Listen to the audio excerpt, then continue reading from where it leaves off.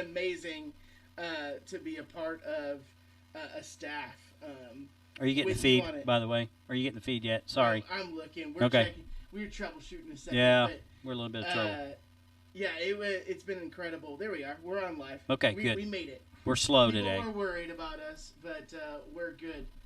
But no, it's been a true honor to be on your staff, to learn from you. Your leadership is incredible. So, and I'm super thankful for that. But, yeah, it's awesome, man. We're having a lot of fun. Yeah, a lot of fun. Yeah, ton of fun. So, in case you're just joining us, we were a little bit delayed. I'm not quite sure where everybody picked up, but this is the Senior Pastor Trinity Baptist Church in Yukon, Oklahoma, and he is our very special guest here tonight on Faithletic, the podcast. And what's unique about Brian and what kind of in our wheelhouse is, we talk about sports and faith. He is the former chaplain of the University of Arkansas sports program, and we got a lot of questions for you. And if anybody wants to ask questions of Brian about his experience, they can text in. We'll try to read those texts. We just ask that, it pertains to the program and is being a part of that and his experiences there. Yeah, it'd be great. Look forward to it. It's going to be awesome. So you had the opportunity to be under some great coaches.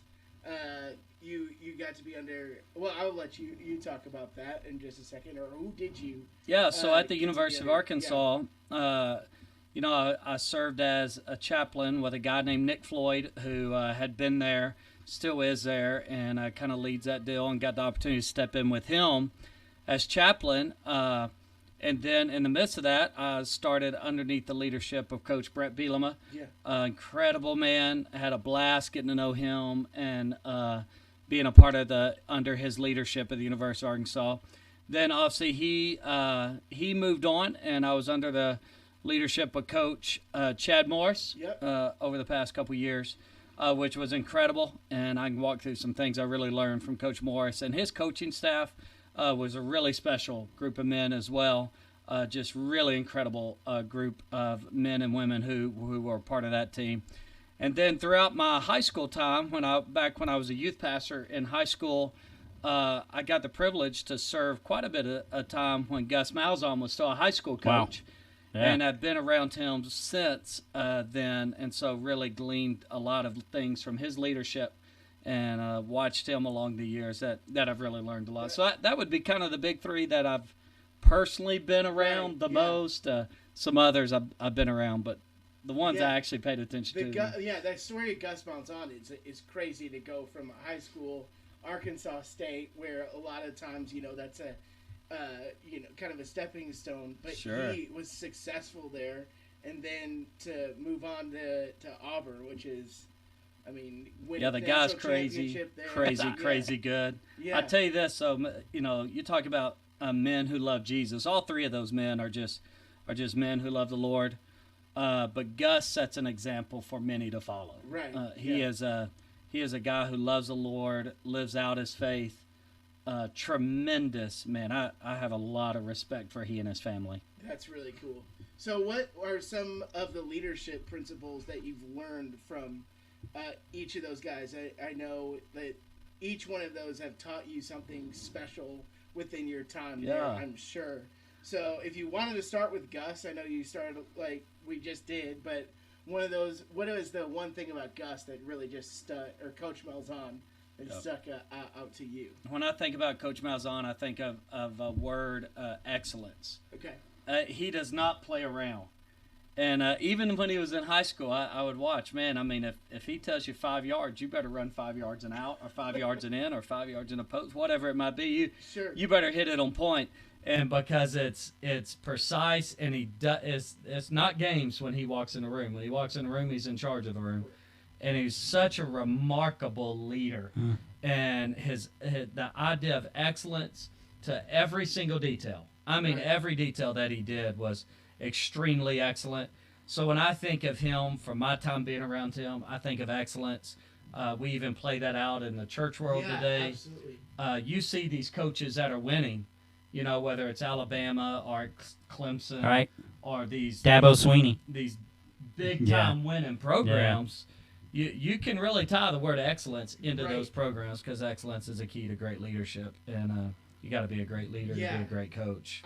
I've seen that even with some programs this year, where you can see a team that man, they're excellent. They're they know what's going on, and they know like when coach tells you to do something, he expects the best out of you. So that's for sure. So what about Coach Bielma?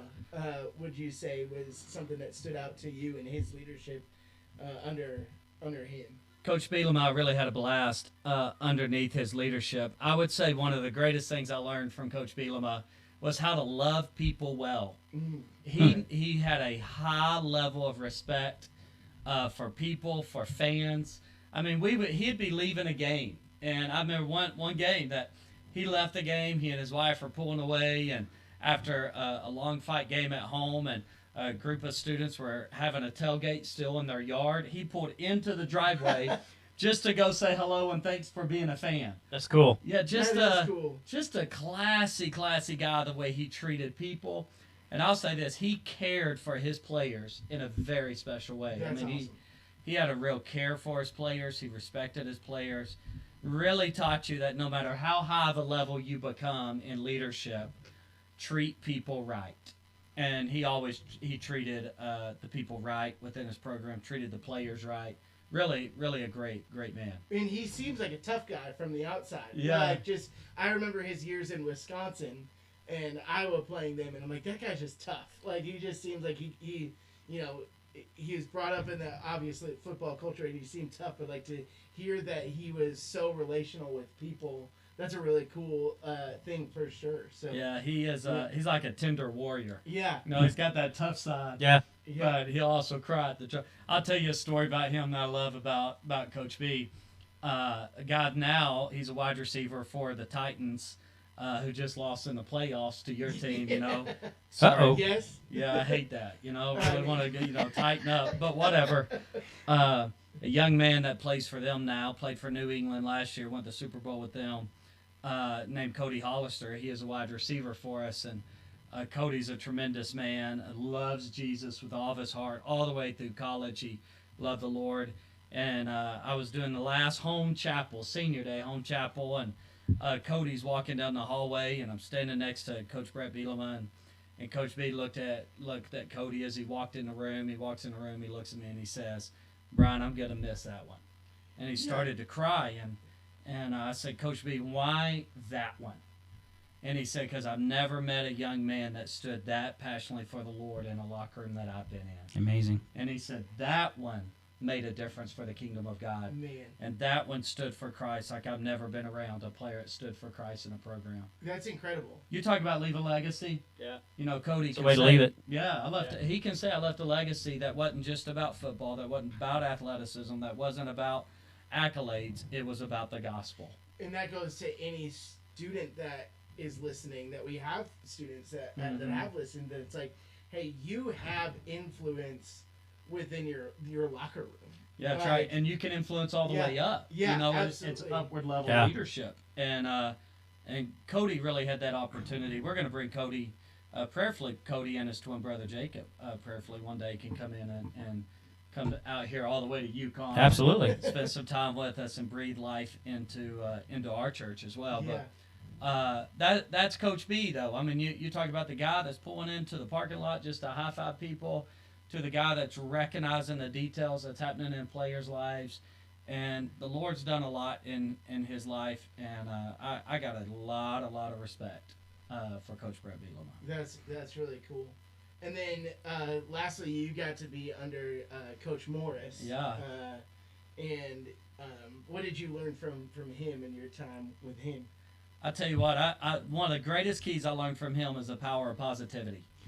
We've had some rough times at Arkansas, Yeah, you have. We've had a few rough years, and rough go-arounds, and he took a very tough challenge in coming in.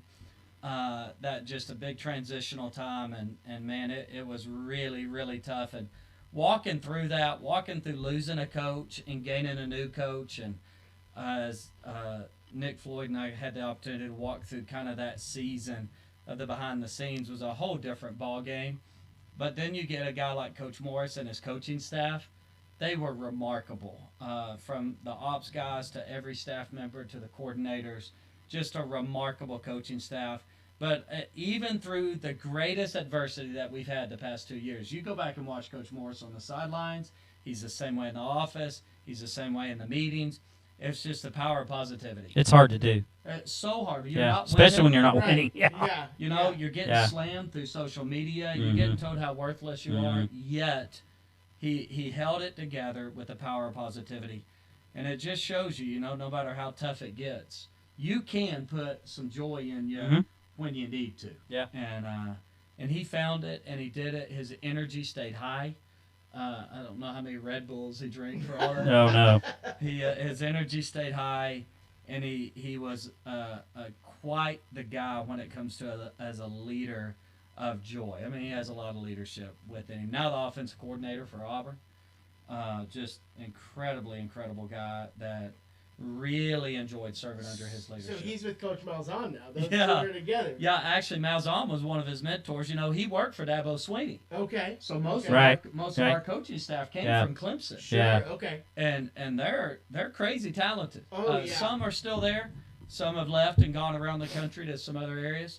But crazy talented coaching staff and led by Coach Morris. That was pretty remarkable. I love Coach Sweeney. I mean, he's always glorifying the Lord. Yeah. He's always positive. He's always energetic. And a lot of people don't like him. But I can't get it's like, really? How can you not like that? I know it, right? But he it's definitely pretty remarkable. His stand for the gospel. And you watch his players too. They have such permission. Right. Yep. Trevor Lawrence, man, he sticks it out there. They really Good for have him. that permission because their leader gives them the permission by the way he lives his life, not by the words that come out of his mouth. Right. That's pretty remarkable. And it is. Man, may we all live that way. Absolutely. With that kind of confidence. Yeah. And so you had you obviously had the cool opportunity to be in the trenches with an SEC school. You were helping with recruiting. Is that right? Yeah, we would. I mean, as a chaplain, you kind of do. You're at the mercy. Did you get an expense account? No, no. I was all volunteer. Okay, this is checking.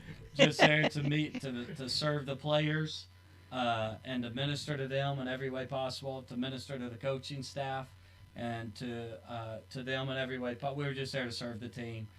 Take nothing from, give everything to. Right. And so that's all we were there to do. But it was fun being behind the scenes. Just being behind the scenes of a program. Yeah. Is fascinating as you learn it in the midst of recruiting. You having recruits, I might go pray for a meal, or a recruit and their parents might want to know faith-based, kind of what's going on the team. Yeah. And so I might get the opportunity to spend some time talking about that, or you might go to one of these recruiting dinners that some of these schools put on, which are... What are those like? Yeah. They're outstanding. Yeah. I mean, that it's all you can eat of whatever you want to eat. Sounds like fun. Yeah, they're... Are we talking about food during our fasting right now? I know, right? Yeah, that's about to be over, praise the Lord. We're almost there. Almost there. But, the recruiting process was cool. The traveling aspect... traveling with whether it's a Big 12 team or an SEC team. I say SEC, because it's the world I live in, but a lot of people watching probably are in the Big 12 world or some other. But whatever team you're with, the traveling aspect's real unique because you're on buses, you've rented out planes, and you'll get on a plane, man, and they'll have food in your seat, and they got all the Gatorade you want. You get off the plane and there's a buffet line. You go to your room, you got food, then you come down and you eat dinner. I gained like 30 pounds. I bet. And you're eating steak and chicken and pasta and just every single Friday night. Sure. And, then obviously you have team meetings and everything else that happens in these hotels. And you always hear people talking about head coaches like, well, he was gone on Friday night. He should have traveled with the team, or he's got work to do. And I get all that, but most of those guys are in meetings with their team, their individual. Sure. And the groups, Yeah, it's not head coach stuff. You want the offense working on the offense. Yeah. Sure, yeah. And so it's not that stressful for that to take place. And Coach Morris would be at his son's game. I really learned that from him too. The power of family. He put his family before football.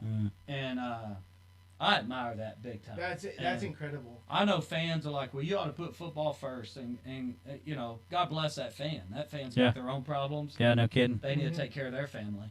And then the same, he really did that. I really admire that. I want to be that kind of husband and that kind of dad that says, my dad and my husband put us before the ministry, or put us before the church. Yeah. May they say that about me, right? Yeah.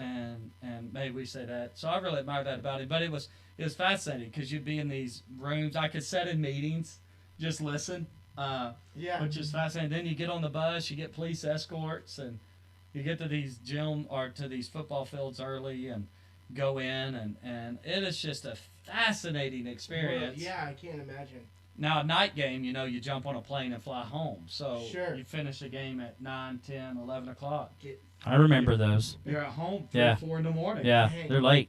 Yeah, and then I'm a pastor. Yeah. I gotta go to work. You gotta go to work no matter what. Yeah, it isn't that good. Hey, I'll tell you what, though, and I don't know if Coach Malzahn still does it, but I guarantee you, I would bet he does. When he coached at Arkansas, I know it's true, when he was an assistant coach there, they would get in late. He would always be there on Sunday morning. That's amazing. Incredible. Coach Morris's staff, man, their staff members never missed a Sunday. That's cool. They were just always there. Yeah. No matter how late they got in, church wasn't just a priority to them; it was the priority to them. Good for them. That was pretty honorable to watch some of these, because they put in hours on hours on hours, and for them a lot of hours. Yeah. Yeah.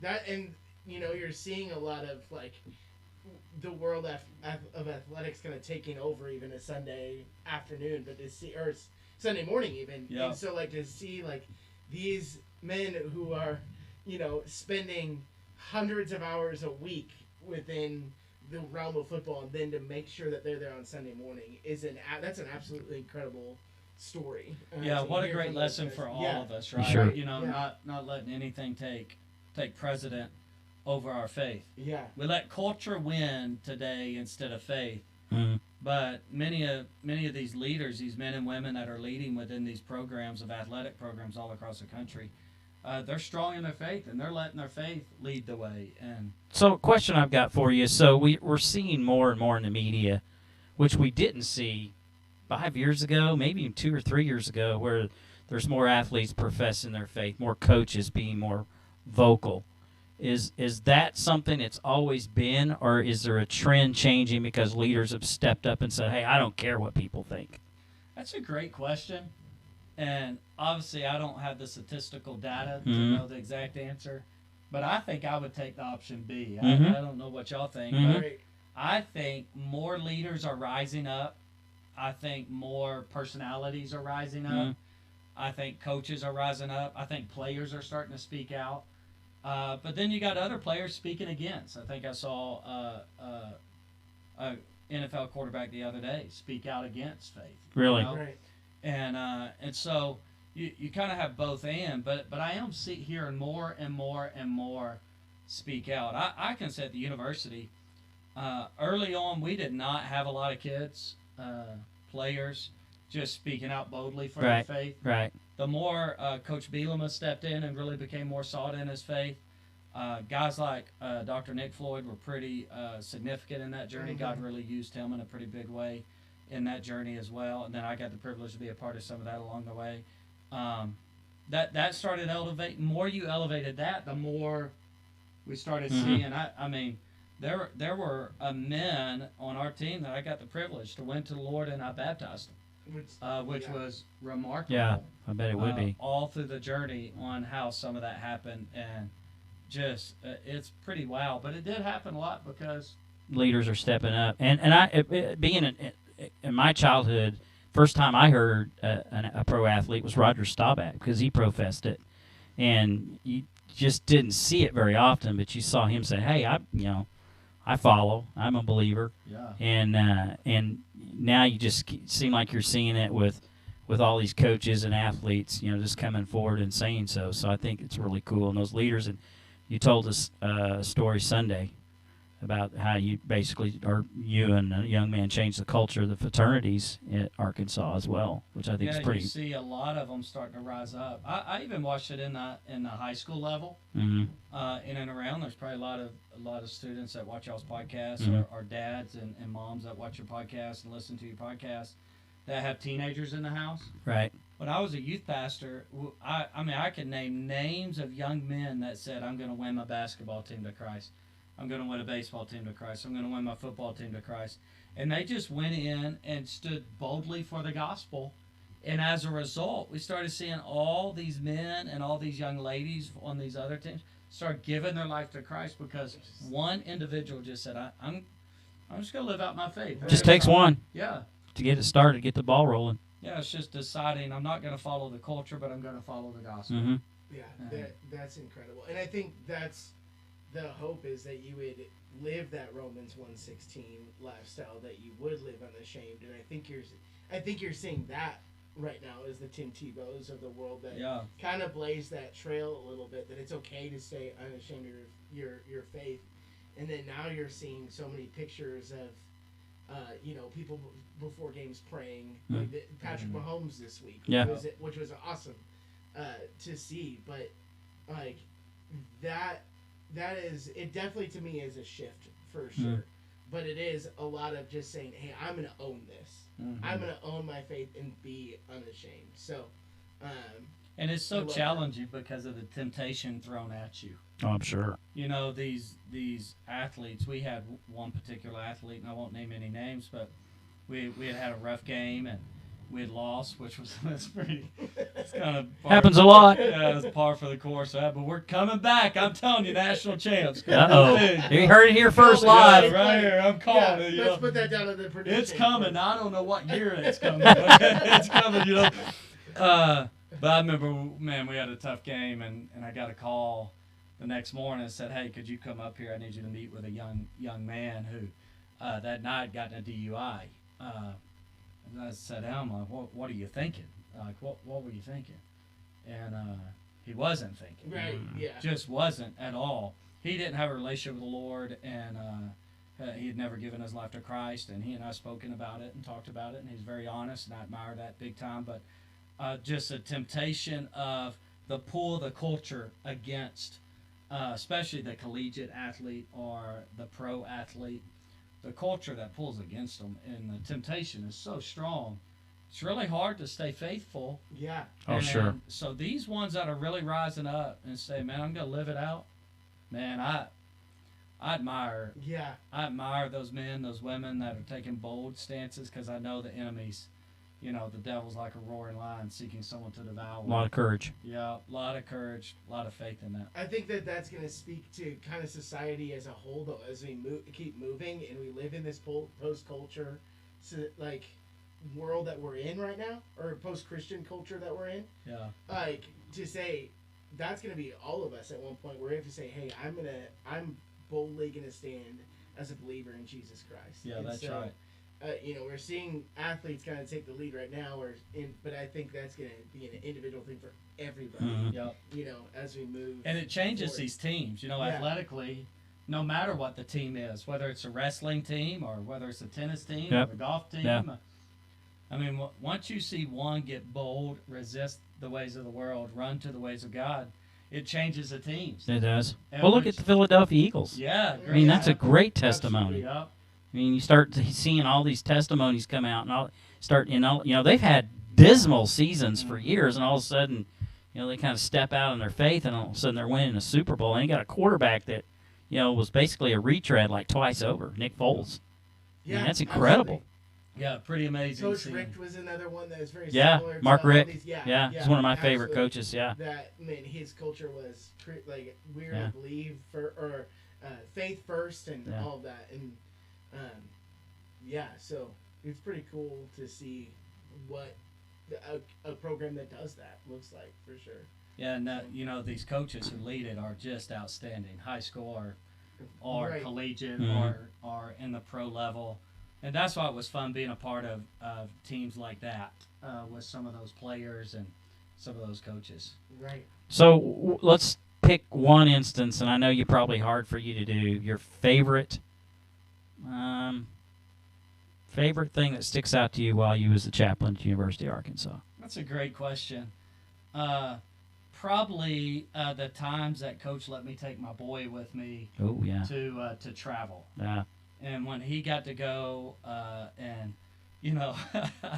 I'd take him, and I mean it's all you can eat. Yeah. You got Kid in a steak, candy you got store. chicken, and Literally. you got pasta, Yeah. and you got all the mac and cheese Yeah. and mashed potatoes. Right. Bacon wrap fillets. So good. he's loading up. I remember one time he's loading up his plate, and Coach is right behind him. He and I, we waited till all the players came through, and Coach had a structure the way he liked that to be ran, Right, and you always honor your leadership. And we were doing that, and we were going through, and man, Parker had his plate so full, things started falling off his plate. I'm like, son, what are you doing? And You can come back, right? little things like that, probably my greatest joy, Yeah. just as a dad. I remember the first time I ever took my son to a practice. Mm-hmm. So I'd just gotten to be a part of the chaplaincy at the University of Arkansas, which was a super big honor. And Coach Beelan looked at me and said, "Don't you have a boy?" And I said, "Yes, sir." He said, "Why don't you bring him with you to practice? He can come to practice. Just keep him out of the way, you know, and you don't go to practice and just run around. You follow. Yeah. There's strict rules you follow, and so I took him to practice, and he's sitting on the ground watching these giants, right? And this is his first time out there, and Coach Bielema walks across the field. He's always great about this. He'd walk across the field and come shake everybody's hand that's standing there. Yeah. And he came over to shake my hand and meet my son. Well, Parker stayed seated, and I was like, "Boy, you better get up, shake Coach's hand." Yeah. And Coach Bielema, he's just great. If you ever know him, if you know him, you know him, and he's great. And he goes, "Man, he don't have to get up for me." I said, "Yes, he does." And Parker stood up. But here's what: if you ask Parker about it today, it taught him on how to start meeting some big time leaders. Mm-hmm. Yeah. Start shaking the hand of major leaders. Yeah. And so that's probably the greatest joy of mine. Awesome. Outside of a football game, outside of being in the locker room. I was going to ask you the biggest win, but you don't have any, so. Well, I'm just messing with you. We But you did have to think about it, don't you? Yeah, I don't know. Is there any moments that you can think of, like, oh man, that was pretty cool? Being a part of a winning, shot game, touchdown last minute, whatever. No. Sorry. No, I was at the Ole Miss game. We beat Ole Miss in the last few seconds. This is probably 3 years ago. Coach Bielema was a coach. We beat Ole Miss. Mm-hmm. That was fun. It was loud. So as chaplain, I would have seats in the crowd as well. Mm-hmm. And I was actually sitting right at the 50-yard line on the second row during that time. And I'd go down after the game and head to the locker room to be at the boys. But it's just, you can see better in the stands. Yeah, sure. On the sidelines. It's kind of cool being there, but you don't see a lot. You can't see. Yeah. That. Especially these guys are 7 feet tall. Yeah. I'm not that big. Right. So we were sitting there. My wife and I were together, and man, that was probably one of the most fun games I'd been at. Being in the locker room before and after games, pretty special. Yeah. And doing chapel in the hotel is really, really neat. Seeing what the Lord does through chapel. Then being in the locker room was always a highlight. And do you get that kind of chill when you're on, right before a game, or that feeling it's like intense. it's game day? I mean, your coach comes out and all the boys get ready in the locker room, and your coach is really in his office. Then he comes out just a few minutes before you go on the field. He gives his pep talk, which, by the way, they prepare like you'd prepare a sermon. Sure. I mean, these coaches don't mess around. Right. And he gives a pep talk, and then the boys go. I mean, I bet it's good. It's hype. I've been a part of a few of those. They're really cool. I heard Lou Holtz give a couple, and they were pretty amazing. He's one of the best. That's like a tweet. Yeah, every sentence he posts. Yeah. I bet that would have been incredible. Yeah, it was. I was gonna say, as a hard time what we said about the football program, but Arkansas, there's actually winning culture within the whole. Sure. It's historical. There's no doubt. They have won tons of national championships. So well, I don't know if they'll go that far. Yeah, but. Let's not go. Let's not. They won a couple. Yeah. Let's not act like we're Alabama. Alabama here. But track and field is... Yeah, that's true. Track and field, baseball. Yeah, baseball. Our baseball is incredible. Oklahoma State has that, the little smaller wrestling, golf, Yeah, exactly. We got great sports. We got great athletes. We have a phenomenal athletic director. Hunter Yurchek's his name. Yeah. Incredible guy. He went to church with us. Mm-hmm. Just a fantastic man and an incredible leader. And so, yeah, it's got a good program. And we met a lot of, I got to shake the hands of many coaches across the country and a lot of chaplains across the country and coordinators across the country. And these guys are leaders. Yeah. They're given a hard time, but they're high. They didn't get where they've gotten just by luck. Right. They're high level leaders. So it's extraordinary to be around them, be in the locker room with them.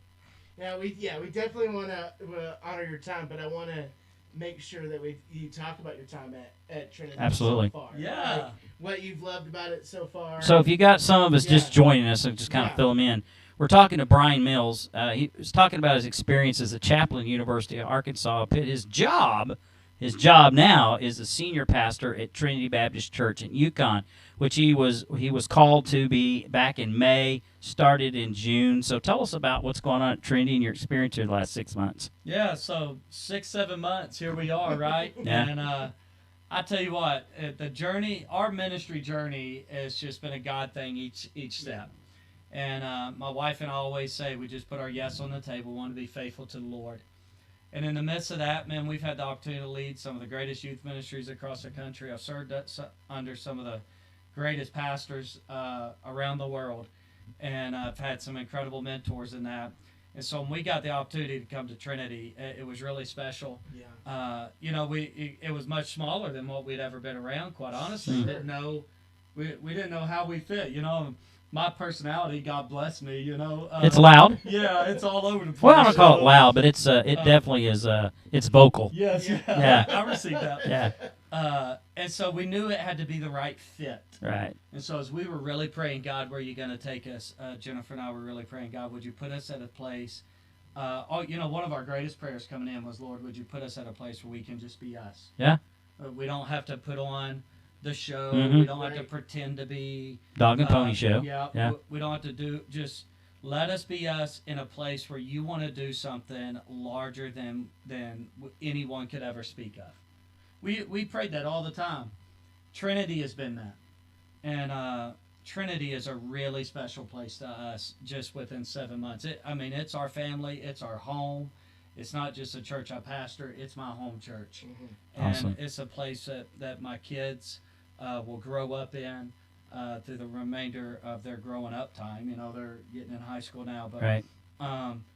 Trinity is a place that is just really special to us. Now, Trinity's growing. It is. We're I think I was looking just the other day. We're up about 87%, so that's not That's bad. incredible.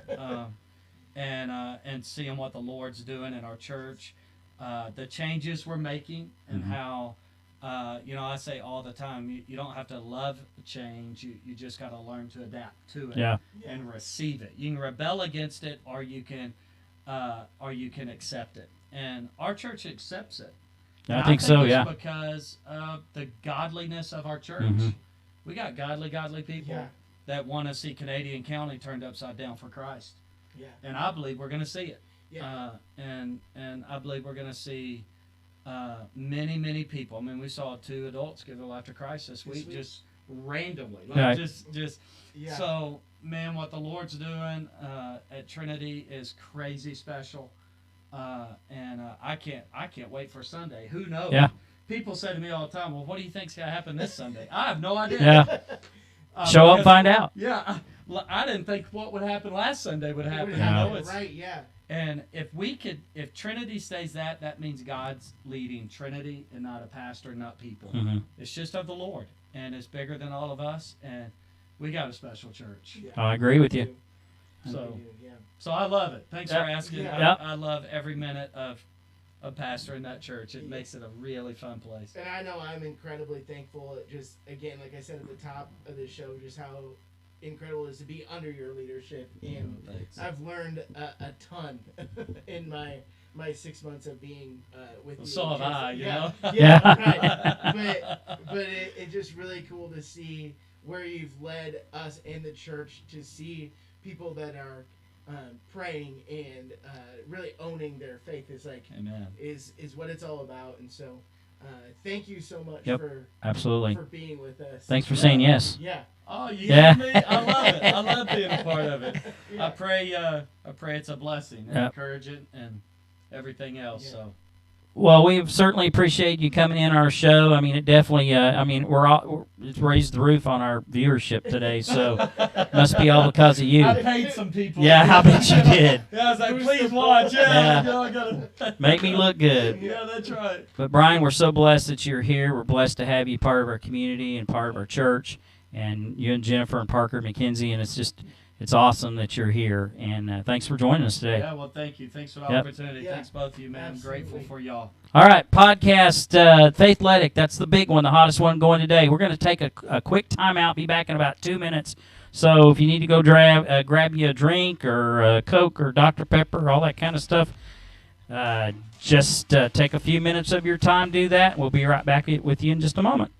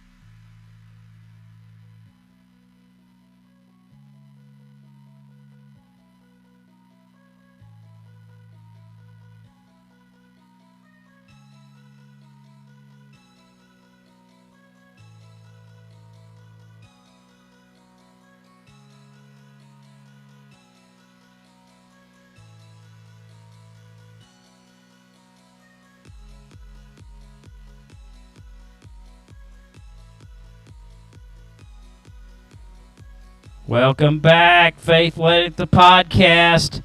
And in case you just joined us, boy, did you miss something special. Man. We had Senior Pastor, Trinity Baptist Church, Brian Mills on our show, the first, about 45 minutes worth there, 40 minutes or so. Yeah. He also was the former chaplain for the University of Arkansas sports program. And he had some good stories to tell about some of the coaches and leadership he worked under. It was truly a blessing. Yep. That he was able to come on, and yep. huge honor, and we're super yep. thankful. Thanks again, Brian, and Jennifer, his wife, for allowing us a little bit of his time. Yeah, absolutely. It's pretty cool. We know he's definitely could have been a lot of different places tonight, and the fact that he joined us is truly an honor, and it was great. If you missed the first part of the program, you can always go back on our page. Those videos are posted. And also, you can go onto our YouTube channel, and you can subscribe to our YouTube channel. Yes, you can. And I don't think I put last week's episode on there yet, but I'll get it loaded up next day or two, plus this episode. Yes. So, and you can go watch it anytime. And the great thing about it is subscribe, hit the little alert bell there, and you can actually go watch any episode you want to and take your time. And I am personally working on trying to get us on where podcasts are available everywhere. Yes. So that is... You can load them up on there. Yes. And the audio I can get for you too. Yep. Audio only, so... Yeah. And we do have an Instagram page. That was supposed to be my job, and I have done a not good job at it. But we're gonna get that Instagram feed going. Yeah, for sure. Yeah, we both kind of dropped the ball on that. But a little bit. It's coming, Faithletic. Don't worry. Hopefully. Faithletic Nation. Is that what we? Faithletic Nation. I like that. That sounds good. That sounds good. Yeah. So I need you to keep. I'm gonna go. I want to flip over for a second. Sure. To if I can find it. I need you to keep talking for a second. Yeah, what do I don't have anything to talk about. Yeah, though. I'm sure you do. And I've got to make an adjustment, and I'll be right back. Okay. So we can talk about, or I can freestyle for a second just about my Kansas City Chiefs, for sure. If you didn't know, I am a giant Kansas City Chiefs fan, and as you can tell, we made it to the Super Bowl. I have been a Chiefs fan since kindergarten. I remember us.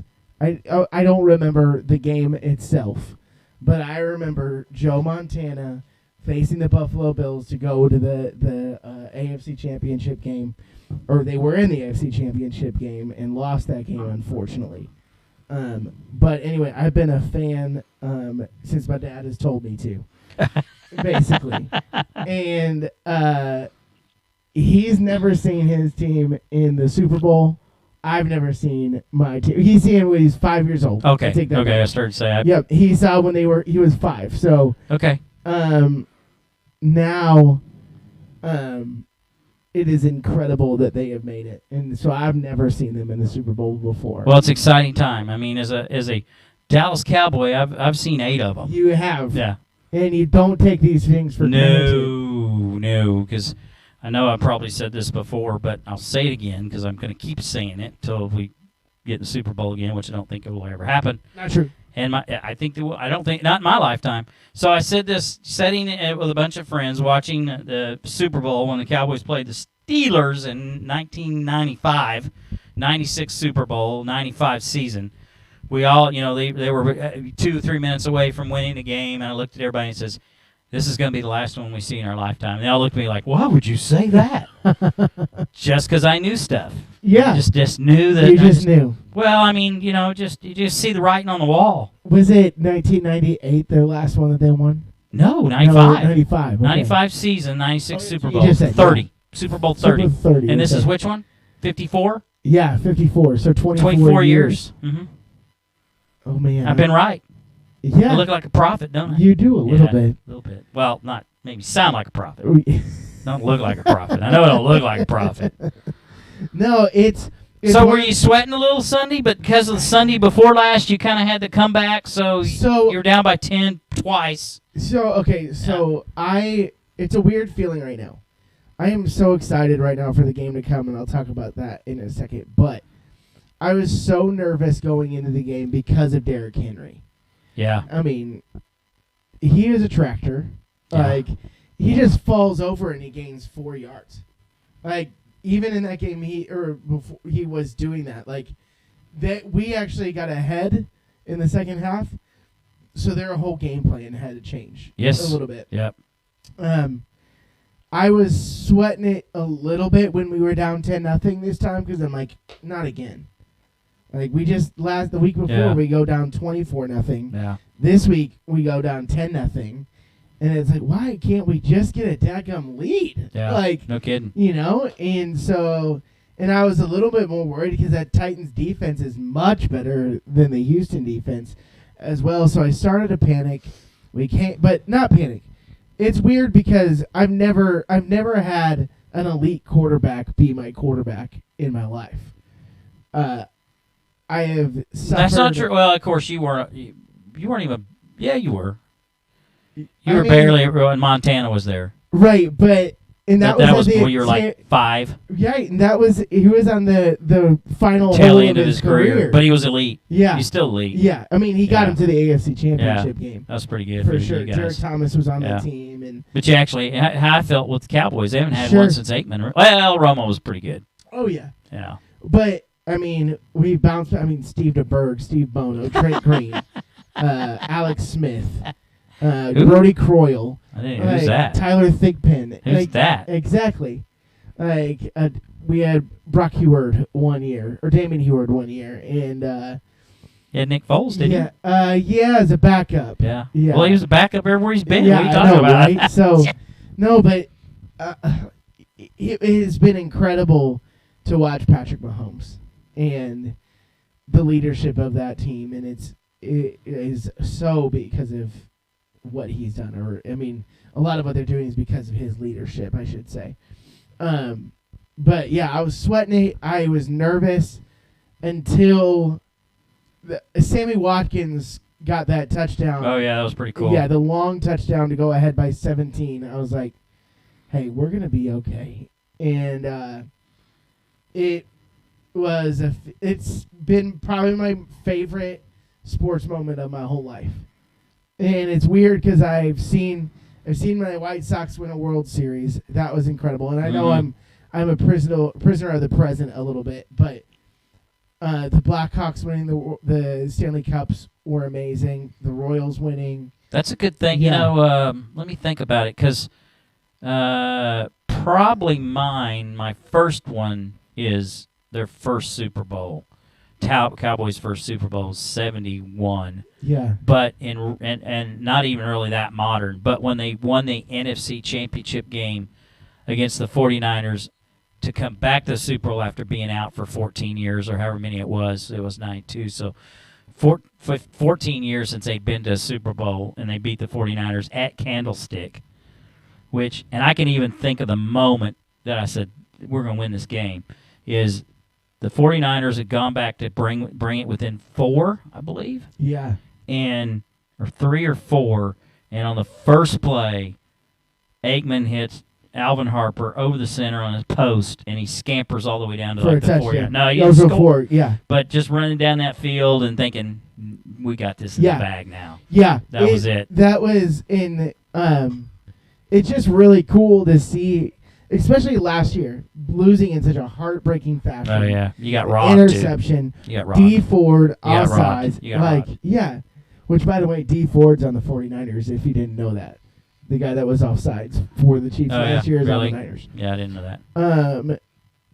Anyway, and there is such a special thing about the Lamar Hunt Trophy coming back home. With Lamar Hunt owning the Chiefs for years, the Chiefs getting the Lamar Hunt Trophy was great. I actually had the honor of meeting the Hunts, and so that was pretty cool to see that happen as well. Clark was obviously he wasn't.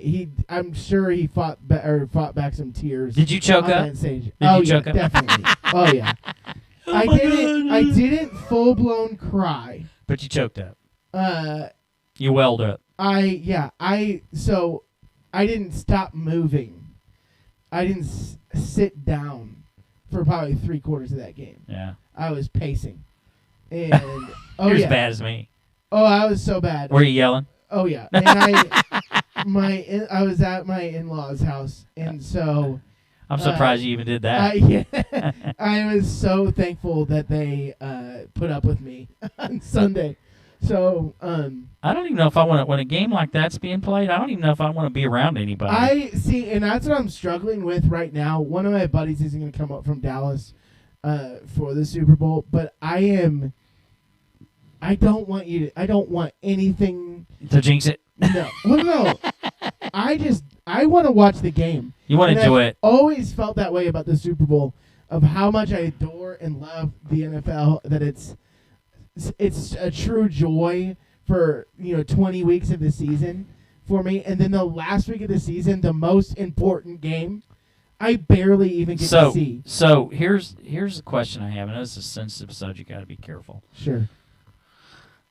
So when you got a bunch of people over the Super Bowl, yeah, everybody wants to talk. Oh my gosh. I'm almost to the point like I'm gonna.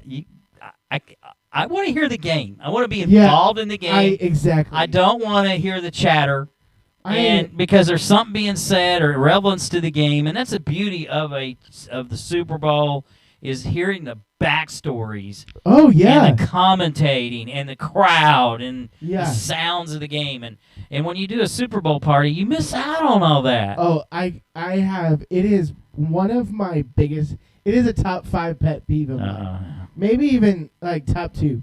Yeah. Like tailgaters are the worst when you're driving, but like talking during the Super Bowl. It's a Super Bowl. Like, come on. And then halftime comes around, everybody's like, shh. Yeah. I can hear. I'm gonna hear this. Well, that's kind of funny. I want to hear that earlier. Yeah. So. There are so many storylines. One of the cool things is Tony Romo congratulating Joe Buck. Yeah. On the air to say that the last time the Chiefs were on the Super Bowl was when Jack Buck actually got to call. That was pretty cool. That's good. So there's like. I wonder if Romo thought of that as on his own, or as he was whispered that in his ear. That was Jim Nance. Jim Nance said that? Yeah. Okay. Who is the classiest. Yeah, I like Jim Nance. Oh, my gosh. Yeah, I do. By the way, to anybody out there, something that I highly recommend is watching.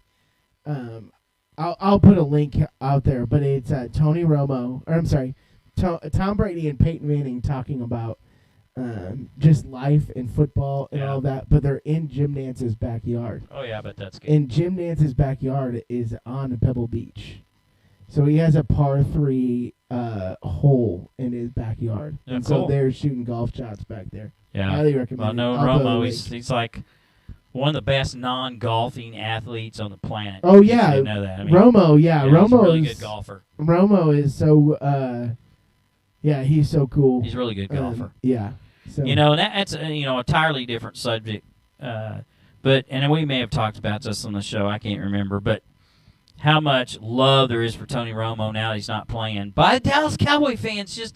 It's like you couldn't wait to railroad him out of Dallas, and now it's like, oh my gosh, I miss Romo so much. I wish he was still our quarterback. And it's like, really, you didn't think that when he was playing? Yeah. I did, but no one else did. Romo, I've always liked Romo because he was an Eastern Illinois guy, and I always liked that story about him. I have an action figure of Tony Romo. What? Yeah, what? I do.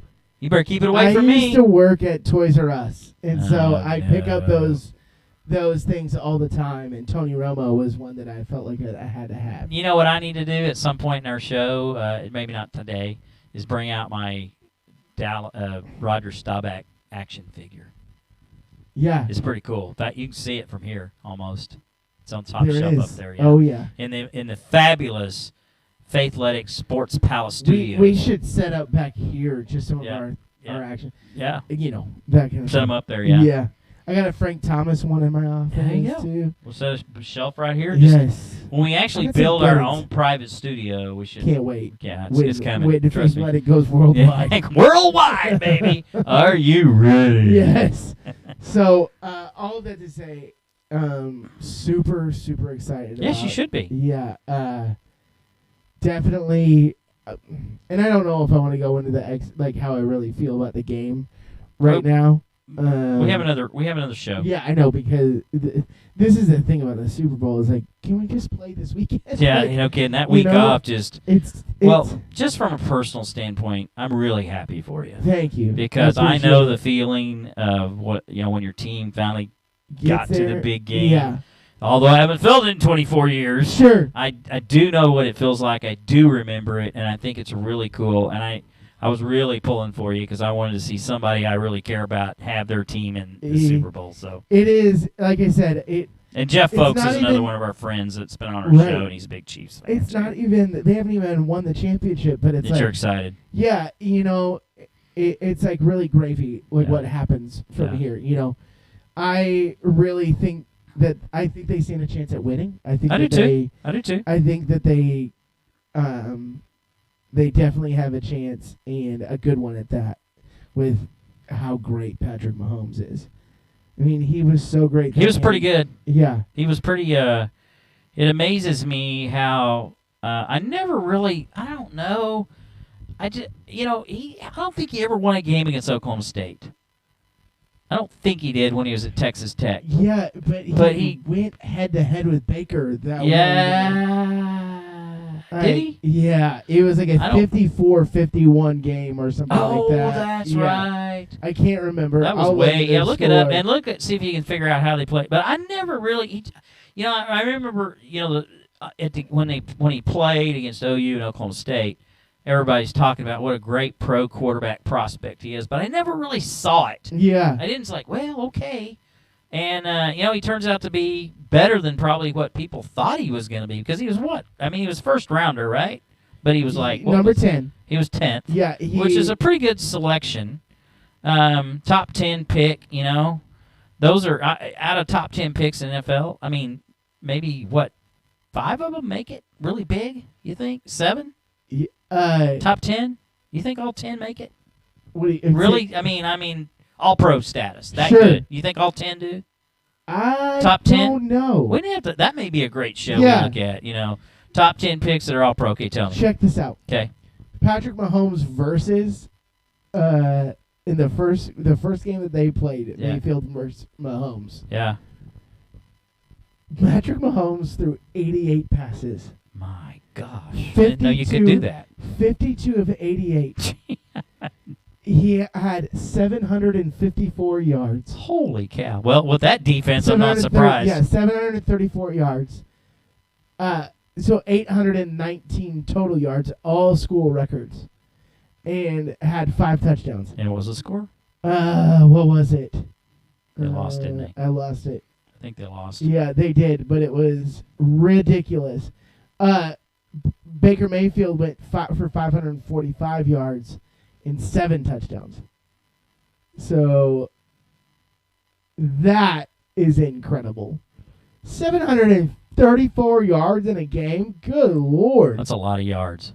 Yeah. That's a lot of passes. Can someone do that? They combined for 1,279 passing yards. That was more than Eric Crouch had in a whole season to win the Heisman. Put that in perspective. Put that in your pipe and smoke it. That's a lot of passes. Oh my gosh. Holy cow. I'm trying to look at. It was 66-59. And OU won. And OU won. Yeah. What year was that? 2016. So 3 years ago. Okay.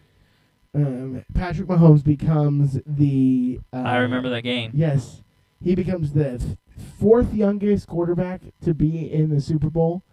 The only people that have won are Tom Brady and Ben Roethlisberger at that age. So, young Tom Brady that stepped in for Drew Bledsoe in 2003. Well, see, really? Because Aikman was pretty young, too. Aikman was only in his, what is he, 3rd season? So Mahomes is his 3rd season? Yeah, he's 24. And Aikman might have been a little older. 90, 91, 92. See, 90, 91. He won 92. 90 was his first season. Interesting. So, or wait, was it 89? It was 89 was his first season. So, yeah. That is right. Fourth year. Yeah, but Pat Mahomes sat out his first full season, which was awesome because Alex Smith, which actually I think the Chiefs fans actually owe him a lot because he was an incredible mentor to Alex Smith. And the best thing about Alex Smith was how well he managed a game. And I know that game manager is like almost like a slight to quarterbacks or a negative connotation, but he managed the game so well. He was one of the best at it. Well, that's for about 5 or 6 years. How some quarterbacks become better than they really are because they can manage a game. Right. I think that's an attribute that I think modern day coaches today would rather have a really good game manager than a really good quarterback that can't make a decision. I can't remember in 3 weeks, even one stupid pass that Patrick Mahomes has thrown. Like, he hasn't thrown very many. No, and he's got no interceptions. He's got 11 touchdowns in the playoffs right now with 0 interceptions. Yeah, that's incredible. So that's it was stuff. so fun, and I'm so excited. I've played the song "Miami" by Will Smith about 100 times since Sunday, so I'm ready for the Super Bowl. I'm not going to be able. Am I going to be able to be around you during this time? I don't know. I'm a ball of nervous energy. You handle it well, though. Yeah, I would be a mess, but I mean, I've watched anything like this. Is so fun for me though, like because to me, Super Bowl week is so fun anyway. Yeah, like I love it. Yeah, it is or Super Bowl 2 weeks. You know, these 2 weeks. Is like I eat up the storylines anyway, and I'm listening to podcasts and watching TV, and this time it's my team. Hey, guess what? I found tickets for you. No, you didn't. They're starting at $5,000. Yeah, I know. Thanks. Nosebleed, worst seats, cheapest seats in the Super Bowl are $5,300. I know. Average ticket is almost $10,000. I have exhausted all my personal connections. Yeah, you ain't gonna exhaust. I even went to the gas station. I'm like, I'm just give me one scratch off lottery ticket to see if you could win. And you'd spend it all on the Miami trip. I would. I would. I definitely would. So when the Super Bowl was in Dallas in 2010. Yeah. I really wanted to just. I wasn't going to go to the Super Bowl. Sure. But I wanted to experience that Super Bowl week, and I never did really get to the point where it was going to go. But if you don't remember, but it snowed down. It snowed really bad. Yeah, to the point where the NFL now never will entertain playing that game in Dallas again, probably because they were going to bid for it like 3 years later or whatever. Because Staubach even came out because he was on the committee for the bid to get that Super Bowl, and he publicly said, "Yeah, we're going to try to get the one that we're eligible for the next one." And the NFL said, because they couldn't. They couldn't handle it. I mean, but it was such a bad snowstorm throughout I remember that year. Springsteen was there. Yeah. That year, playing before this, like they have the Super Bowl party on Saturday night. Yeah. He wasn't a halftime show. Yeah. But he played the night before. I was in Chicago at that point, so I would have gone down too. I did have the experience of going to Indianapolis when it was there at Lucas Oil Stadium. You went to the stadium? I just went to the activities. They had like a zip line downtown. And see, I'd like to do that if it ever comes back to Dallas again. Yeah, for sure. Just go down there for a couple of days and just experience it. Hey, maybe we could do a podcast down there. Yeah, let's go.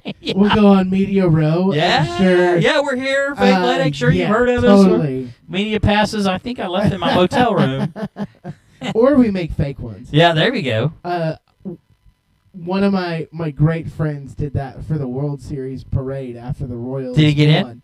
Yes, he did. Classic. He made fake media passes, and they took around a camera, and they interviewed fans and like I don't know I can't remember if they interviewed any players, but they definitely it was pretty awesome. Small events like graduations, and I don't remember all I've done it for, but I've done that where I've taken a camera.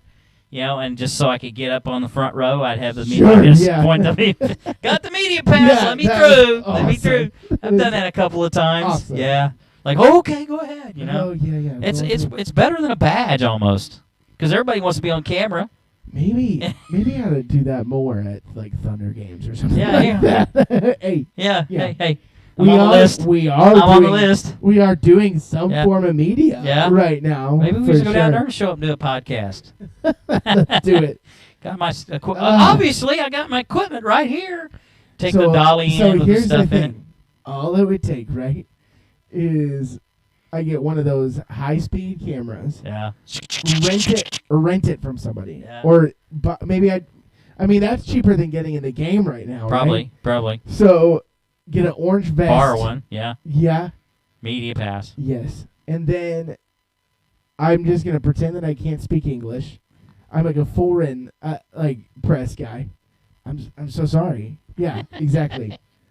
And then I get in. Yeah? Yeah. I think that's foolproof. I'm going. It might be. I'm going to Miami, baby. Yeah. There you go. Yeah. You're in. So. All right. So we'll probably cover. In fact, I know we will on our show next week. Thursday. We will look at the Super Bowl a little closer. Maybe compare some of the like teams that they played each other, see how they fare against each other, and we'll do a special Super Bowl presentation on next Thursday. So we got a couple of more segments we'd like to kind of get into. Obviously, we don't want to forget our special segment, Overvalued, Undervalued, or Money. And I already know a couple I'm going to ask you, so just get ready. And then, but before we do that, we're going to do, we talked about it last week. We haven't prepared a whole lot, so, have to bear with us. But we are in, if you're listening to us from outside the state of Oklahoma, this state is probably not unlike any other state who has just topics they don't really like to talk about when it comes to sports. It's like, I don't want to talk about it. Right. And maybe I'm wrong, but it seems like Oklahoma's kind of got a chip on their shoulder about more than other states about certain things that happen. Now, Alabama, I can think two things. One at Auburn is when they poisoned the oak trees. Yeah, don't talk about that. And then in the same season where they got the kick six. Kick six. Yeah, the kick They got to six. be two things that happened basically at around the same time frame, or close to the same time frame.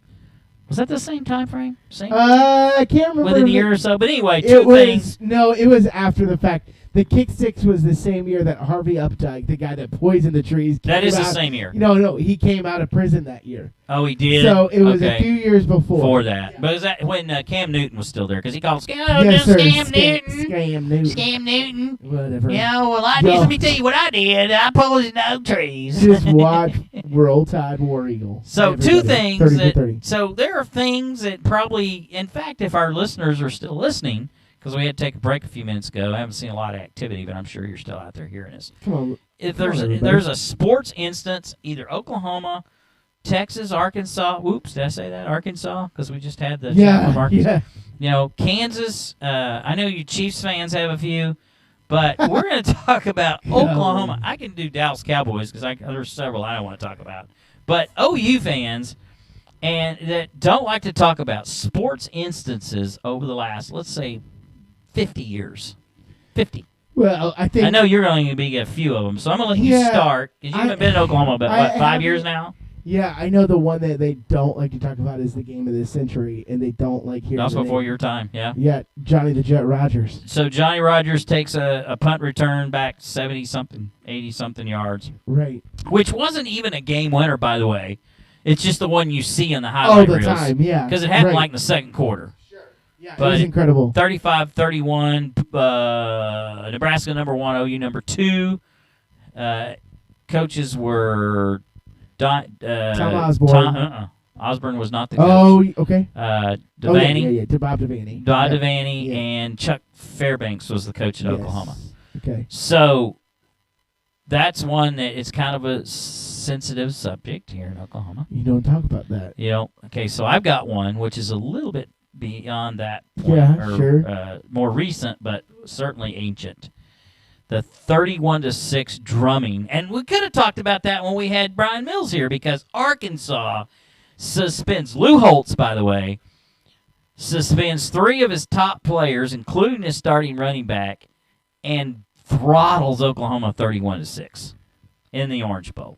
Oh man. And to this day, and by the way, probably the reason I went to Arkansas. Just because of that one. Sure. To this day, OU fans absolutely hate Lou Holtz. They hate Lou Holtz. They hate Lou Holtz. You can do Lou Holtz, can't you? Oh, yeah. Let me hear Lou Holtz. Yeah, okay. Here we go. Now, let me tell you what, guys. I tell you what, the Notre Dame Fighting Irish are the best team in all of football. You better. Hey, and I used to coach for a little bit for the Arkansas Razorbacks, and you better not look down upon them either. I tell you what. Coach, tell us about your experience in coaching against Oklahoma. What happened there? Listen, I can't remember. I'm old right now, so if you could tell it for me. Well, I can tell you what happened. Rolling Sales is what happened. He's like the backup running back, runs for an Orange Bowl record at the time, like 200 yards. Oh, man. Throttles the OU. So, okay, got another one? We probably never OU fans will ever. That's going to be a sore subject, too. The podcast. They like to talk about them. Sure. Yeah. I'm just trying to think, because I can't remember. Okay. I know one for OSU. No, well, we won't. You don't want to talk about bring that? those up. Well, can I tell you the one Sure. that I experienced? Sure. Going to that dang Central Michigan game 3 years back. The play that should have never happened. I have not stepped back into Boone Pickens Stadium because I was there that game. So, you know what I'm mad about? What are you Is mad that about? Gundy didn't go out there and just lay Lay himself it out, on the football. Yeah. You're not hiking this ball No, because the you're game not. is over. It's over.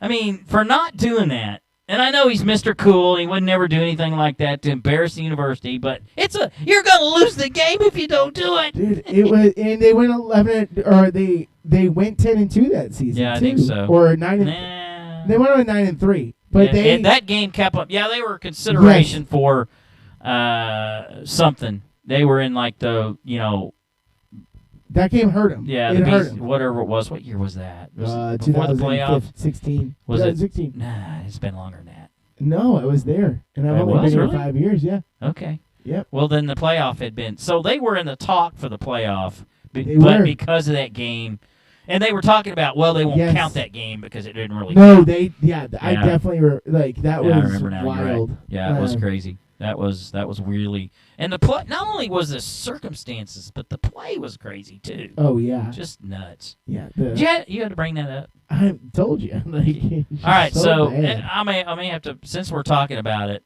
I may have to bring up the Cowboys thing to the Dallas Cowboys. But okay, another OU. Boise State. Oh yeah. No. You know what's so funny is I think that is universally one of the best games ever, and nobody talks about it down here. It's a classic Like, David yeah. versus Goliath. Oh yeah. And they show those plays, those trick plays, with like two of them in a row. Yeah. That just, oh gosh, there it goes, oh gosh, there it is again. Jared Zabransky, the The quarterback. hook and lateral and the Statue of Liberty, two of the most iconic trick plays in all of football. Yeah, there are countless ones for the Chiefs. What ones you don't want to talk about? I mean, I can. Well, go ahead, hit it. First of all, the one against the Titans a couple years ago, where Marcus Mariota throws a ball, it gets tipped up in the air, he catches it himself, and then ran it for a touchdown. Is like that one replays in my mind. The D Ford. Don't ever talk to me about D Ford. Don't ever, like the last game. Don't talk to me about that last year. And Andrew Luck. Oh my gosh, we're up by 20. We're up by a lot of points. And me and I was watching the game with my dad. I'm like, we're gonna win our first play. This is how baby steps work, by the way. Okay. We're gonna win a playoff game, And Andrew Luck fumbles the ball, recovers the fumble, and then scores a touchdown. Yeah, that one hurts. Because your heart stops. I got the ball. No, we don't. Yeah. No. No. Okay, another OU one. For it. Losing the national championship in the Final Four to Kansas when they'd beaten Kansas 3 times previously in the regular season. Yes. They beat them in the regular season. They beat them in the Big 8 championship game then. Yes. And then they lose to them in the championship game of the NCAA. What moments would you like to talk about? Sorry. Is that Was that those Stacey King days? Yes. Yes. I can't think of his name. The coach at OU now, or within, was Billy Tubbs. Okay. Billy Tubbs. By the way, I probably shouldn't talk about this, but Billy was hit by while he was jogging, was hit by a car when he was still coaching. Man. And probably how insensitive I was at that time. I don't know if I'd say, I got to laugh about it now, but I thought it was one of the funniest things I ever saw. Guy comes walking by me, he says, I jog with Billy Tubbs, and he had a tire track on Oh my God! Track on the back of his T-shirt. Oh no! Front said, I jog with Billy Tubbs. Back of it had a tire track on the back on it, so it was pretty funny. That I did not know. I couldn't stand Billy Tubbs. Oh really? Okay. He was, but anyway, they're like double-digit favorites against Kansas in the championship game. Larry Brown is the coach of the Kansas Jayhawks, and they beat them by like 11 or something. It wasn't even close. I'm trying to think of other heartbreakers that were just like. So Dallas Cowboys, I have a couple. Yeah. Their first Super Bowl against the Colts, where Craig Morton, and this is just a personal thing because Craig Morton was the quarterback. Staubach should have been the quarterback because Landry hadn't trusted him enough to start him. Mm-hmm. There was like 18 interceptions, and I'm exaggerating, but he threw like 3 interceptions, and they fumbled. Get this. You need to go back and check this out on YouTube. So Dwayne Thomas, who's the running back for the Cowboys, fumbles the ball and inside the 2-yard line, which would have put the Cowboys pretty much out of reach for the game. Yeah. Cowboys recover it, but they give it to the Colts. It's no good. Yeah. That hurts. Yeah. That hurts. That one, you talk about where you need instant replay. Yeah, and of course, the one that comes to my mind, do we want to talk about it? Sure. Which one is it? Our hero, Tony Romo, that we just talked about. The fumble, the snap? Oh, Yeah, that was a tough one. that hurt. That's when that was Parcells' last go-round. Yeah.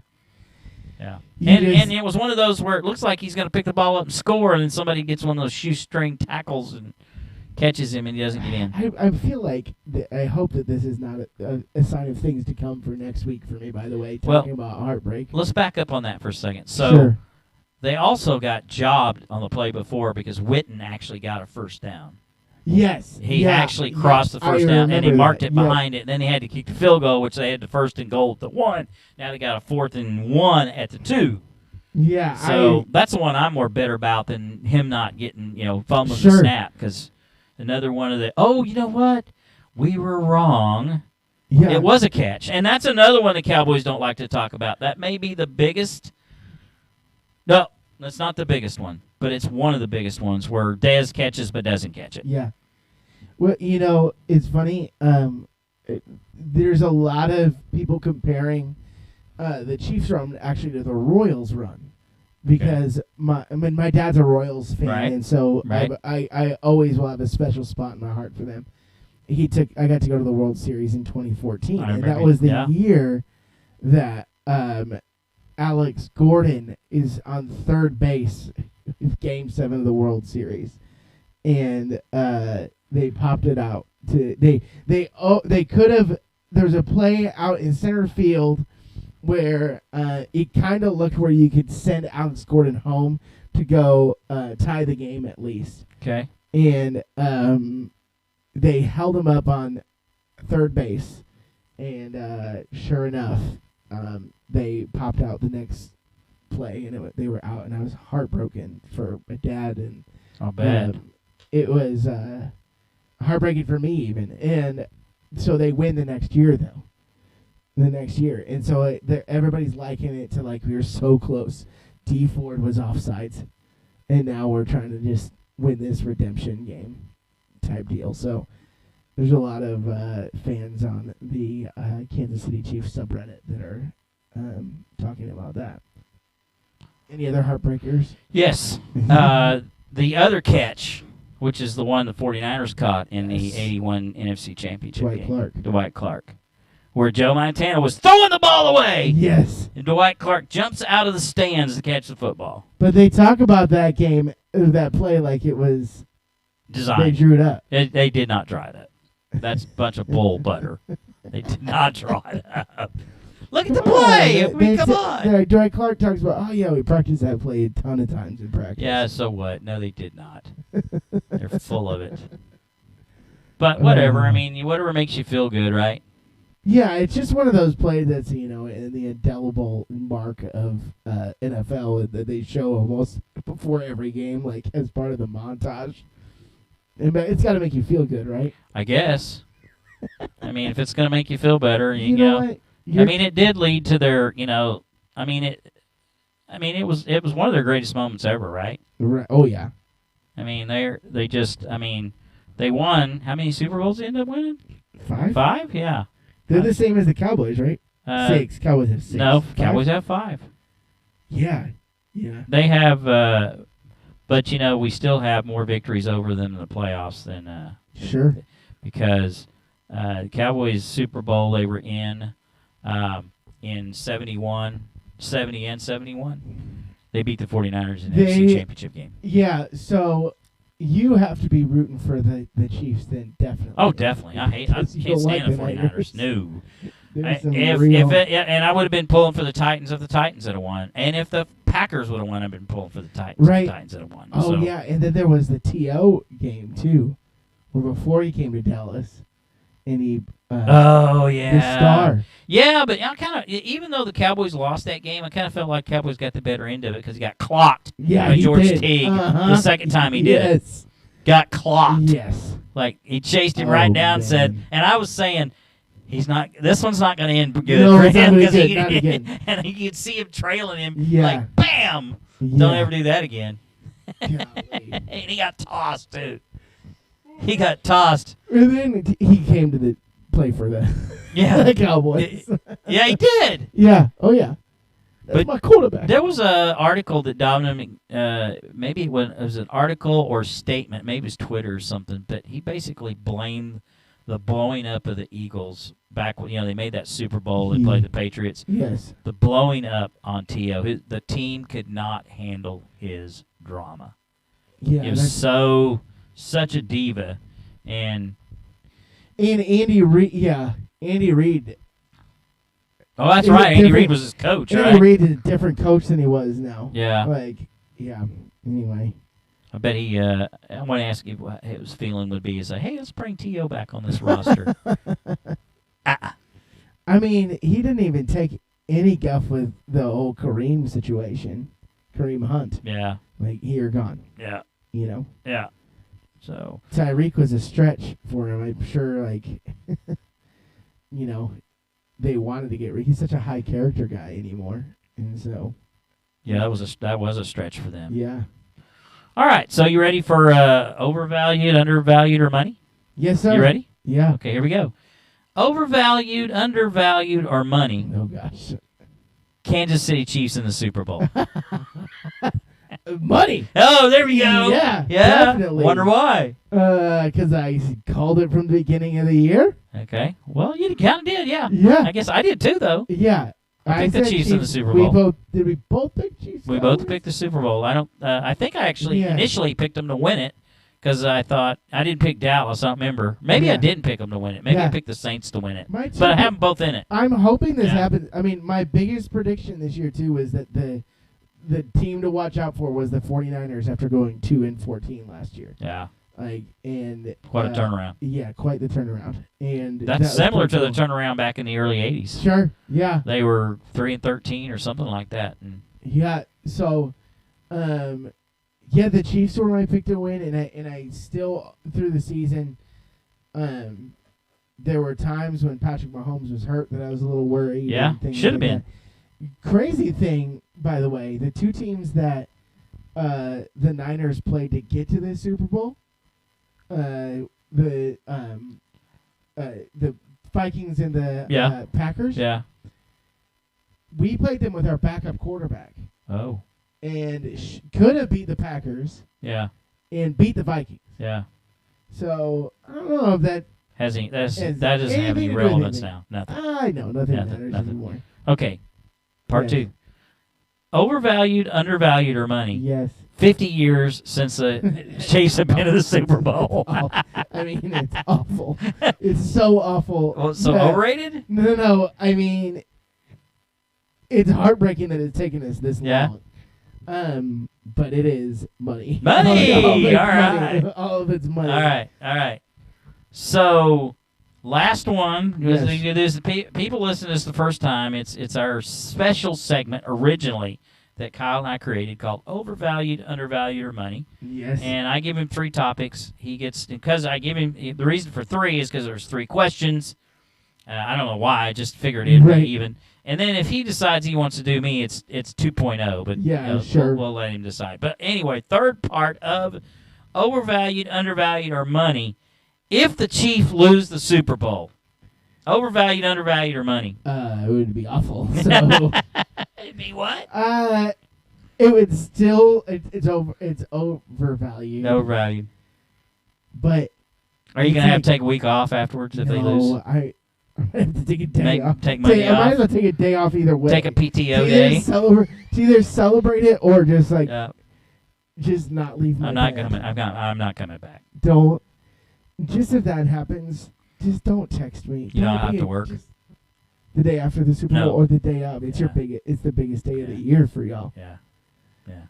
I have to work, Yes. so I won't get to. I won't get to see some of it. Oh, anyway. man. All right, you want to do me or you want to go move forward? Let's go forward. Okay. Yeah, I don't got have ready a to- good. Don't have nothing. No. Okay, that's Yeah, fine. I That's did fine. nothing. Got it. I did though from last week. Okay. One of mine was Pearl Jam. Pearl Yes. Jam announced that they're coming to Oklahoma City. I got my tickets. I'm going to Pearl Jam. You're baby. making me mad. Going to Elton John. Going to Pearl Jam. Yes, I am. I am Went to so wrestling. excited. Anything else? I mean, Wrestling's in Tulsa next week, by the way. Who? SmackDown. Yeah, I ain't going. Okay. I'm telling you, I'm done with that. No. They're That's making what me you mad. said. Yeah, I've flipped through the channels when it's on. Like I just can't. I can't. I'll tell you what I will watch. Is I will watch. I hope this doesn't make me look bad. I'll watch the women wrestle because Yeah. it reminds me of most of their Old matches, school, old yeah. school wrestling. Yes. And I will watch that. And plus Charlotte Flair is just she's awesome. Amazing. Yeah. Charlotte and Becky. Both Yeah, of they're them both are pretty just good. Incredible. They wrestle awesome matches and yep. Go ahead. Hey, Brian Mills is watching. Hey Brian, Long time no see. you got into the salty part of our show. Talking about pro wrestling and losing Super Bowls. We do Absolutely. appreciate Yeah, Brian thanks, being on our show. Thanks for checking on us when we're at the tail end. You can see what we're really like when the pastor Yes. isn't around, Right. which is pretty Yes. good most of the time. I think you called also. I just need to make a special, correction. You called his daughter Mackenzie. It's McKenna. I did, didn't McKenna. I? Sorry. So, yeah. Sorry, Brian. So we just need to make sure McKenna. we righted that ship as well. So Yeah. and she, yeah. Anyway, I get names wrong all the time. it's okay. It's okay, Kevin. Who are you? What's your name? Well, heck, I mean, I'm Dan, and I can't tell you how many times I'm being called Don. Don. Whatever. So I mean, Don, Dan Brown, is Don it- Black. That's not and even the Don right Blood. color. Yeah, it's just, God, it's my name, okay? Yeah. But I'm not one of those that gets real We both sensitive. have really easy names. Pretty well, you think? Yeah. Yes. It's like, Kyle Cook. your name, sir? Dan Black. Can you spell Can you that? spell it? It's like the color. I Do I need to spell that I for you? literally I just spell it out every time. Cook? I don't. Yeah, because everybody asks me with a C or a K. I've never even seen it with a Well, K. Koch. Sometimes it's Cook. It's a German. Okay. It's I would think that was anyway, Coke, but okay. But every time I'm just like C-O-O-K. Kyle Cook, Kylecook. Yeah. It's like Oh, dude, every. can single you slow time. that down a little bit? Oh my god. Spell it like it sounds. Cook, like a cookie, Yeah. but no I-E. And I think that was because like my mom and dad always. I heard him on the phone. Kook, like with a K, and like it just. When you have Come on. those simple one-word last names, I think you have to spell it sometimes. I don't know why, but you're right about that. Green, can you spell that? Well, can I show it to Is you? it- Maybe is that it- would be easier. Well, green's tricky because they give an E on the end. I I'll guess. just spell it for you. I guess. Anyway, so. People got to make it so difficult sometime. Oh my gosh. So, are we missing anything? I don't think so. We kind of kinda had had devotion at the early beginning. today. Yeah. I had one last week kind of prepared, but I don't remember what I was going to do. I'll tell you what I will do. Yeah. I will close out. Because we were last week in our one of the things that we're doing at our church at Trinity is doing the Bible in year chronological order. And one of the things that we were reading last week was the story of Joseph, among other things. Sure. But I remember a story I heard by a pastor that told his own version of Joseph, and basically how he, and I think of myself this way sometimes, although no way did I have the trials and tribulations that Joseph had.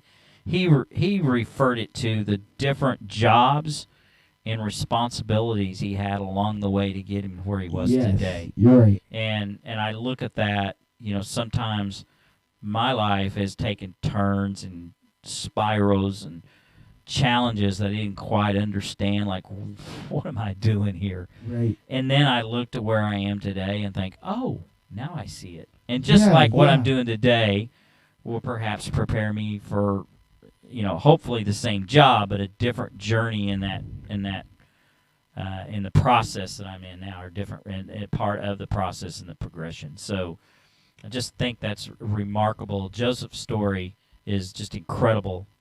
Being sold into slavery and tossed into the pit and tossed into prison, and all the responsibilities he had. Basically, the ruler of Egypt to some degree. I mean, he kind of was, wasn't he? Yeah. He had pretty much a lot of authority. leadership. Yeah, it was like he was second in command almost. But he made a lot of the decisions. Yeah, and was also very graceful to his family.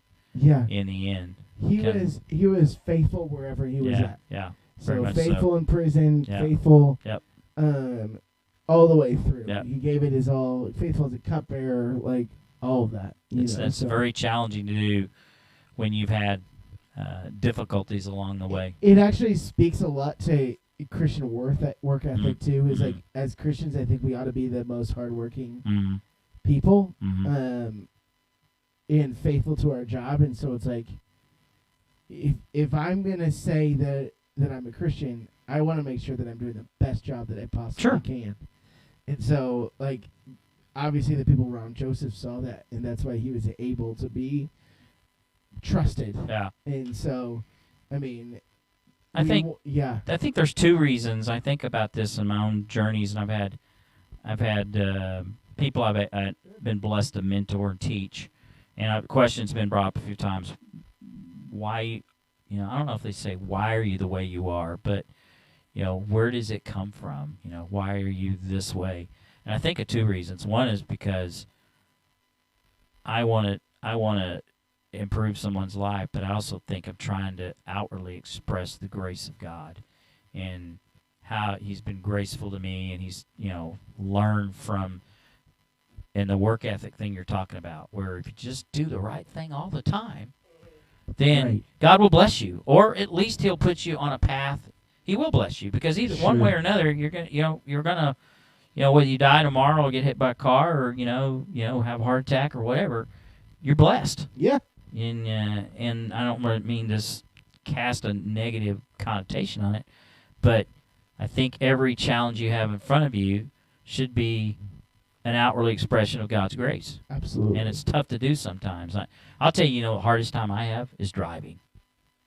That's the biggest challenge. I think that's everybody. I mean, it's just like, it's like I can't even get 5 minutes out of my own housing edition, and I know I'm not the greatest driver in the world, but I do obey the stop signs, drive the speed limit, yield to the right of way, and yet people are just crazy. I saw 2 car accidents last Friday.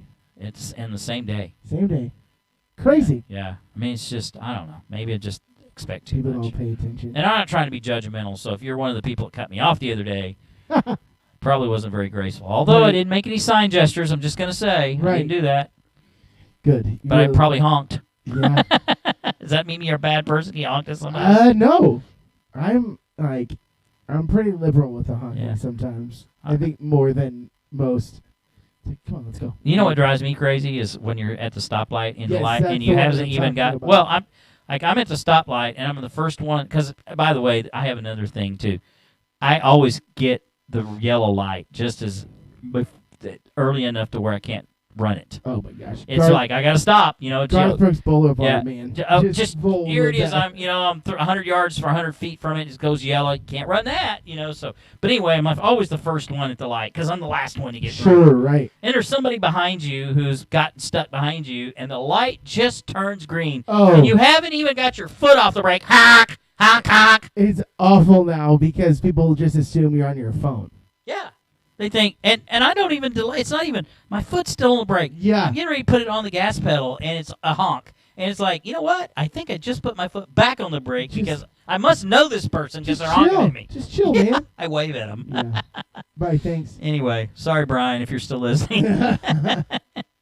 All right, so show tonight? We good?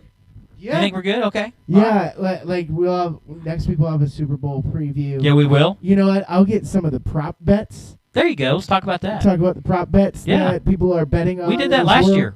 I think we did. Yeah. Yeah, just for the fun of it. I think those are things that you bring to a Super Bowl party. How long does the national anthem last? I don't know. Who wins the coin flip? Who flips? Yes, at my house, I'm having a few select people over. I thought you were just gonna watch it by yourself. I was. But I'm going to have a few people over. Okay. And I'm doing Kansas City barbecue. So we're doing barbecue. Well, of course you will. Yeah, we are doing barbecue at my house. There you go. And it'll be red. I'm trying to figure out how do I just turn my house, my driveway. If you do red, just don't cook the meat. No. Like, I'm trying to figure out how do I project a Chiefs logo onto my garage right now. We can paint it. Thinking about it. Go get you one of those little stickers and just stick it on the driveway. Yeah. Paint your driveway. I am. Yeah. Might get little stickers put on the mailbox or something. Get a flag. I bet you can figure something out. Oh, get you a flag. You can order a flag on Fanatics. I can get one by. I'm trying to get one by and I can't believe I don't have. Well, I just got a new house. Yeah. So this is. You've seen mine. First time. Get one like I got. Yeah. I got mine from Fanatics. My dad, it proudly, it's one of his things. Whatever game day it is.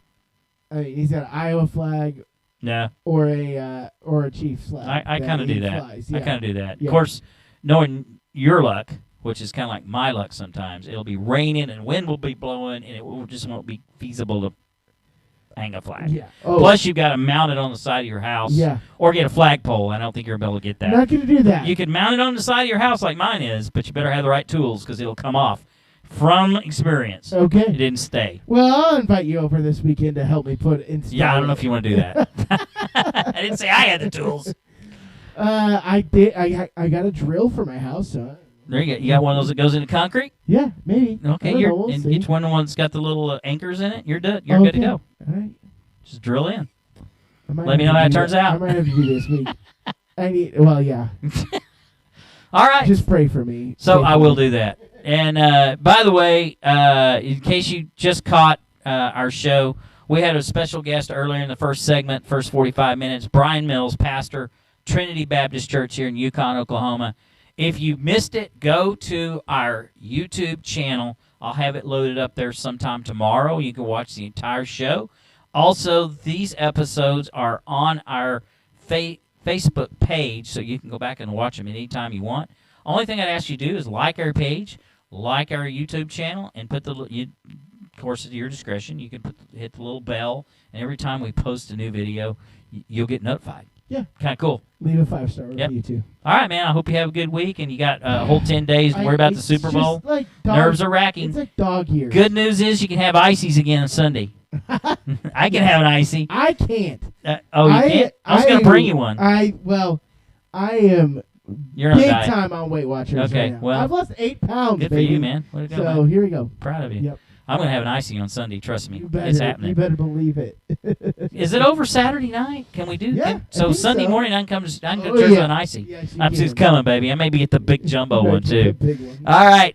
Faithletic, the podcast. You've joined a very special episode. We will see you next Thursday night, 8 p.m. Have a safe week. Remember, God loves you, and so do we. So do we. Have a good night.